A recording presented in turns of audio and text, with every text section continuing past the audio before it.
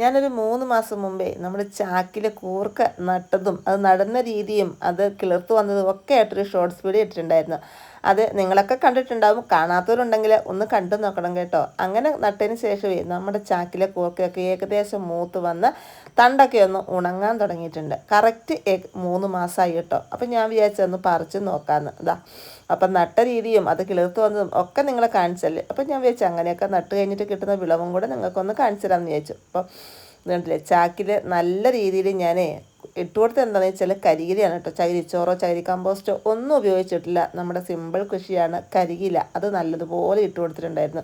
പിന്നെ നമുക്ക് കുറച്ച് ചാണകപ്പൊടിയും മണ്ണും കൂടെ മിക്സ് ചെയ്ത് അതും അങ്ങ് ഇട്ട് കൊടുത്താണ് കേട്ടോ. അപ്പോൾ അതാ നമ്മുടെ കൂർക്ക കണ്ടില്ലേ, നല്ല അടിപൊളി. അതായത് നമ്മൾ ഉരുളക്കിഴങ്ങ് പോലെ അത്യാവശ്യം വലുപ്പത്തിലുണ്ട്.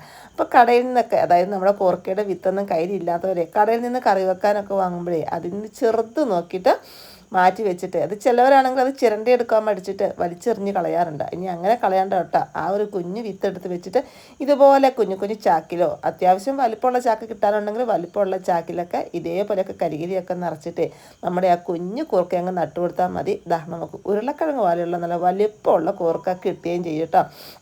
ഇനിയിപ്പം നമുക്ക് കൊതിക്ക് കഴിക്കാനുള്ള കൂർക്കയൊക്കെ ഇതേപോലെ നമുക്ക് മുറ്റത്ത് തന്നെ നമ്മുടെ മറ്റുള്ള പച്ചക്കറികളുടെ കൂട്ടത്തിൽ റെഡിയാക്കാൻ എളുപ്പമാണ്. അപ്പം നമുക്ക് 3 മാസം കൊണ്ട് ഈസി ആയിട്ട് നമ്മുടെ കൂർക്ക റെഡിയായി വന്നിട്ടുണ്ട്. അപ്പം നമുക്ക് ഇത്രയും ഞാനിന്ന് പറിച്ചെടുത്തിട്ടുണ്ട് കേട്ടോ. അത്യാവശ്യം നല്ല രീതിയിൽ വലിപ്പമുള്ള കൂർക്കയാണ് കിട്ടിയേക്കുന്നതും. അപ്പോൾ എങ്ങനെയുണ്ട് നമ്മുടെ ഇന്നത്തെ കൂർക്കയുടെ വിളവെടുപ്പ്? ഇഷ്ടമായോ?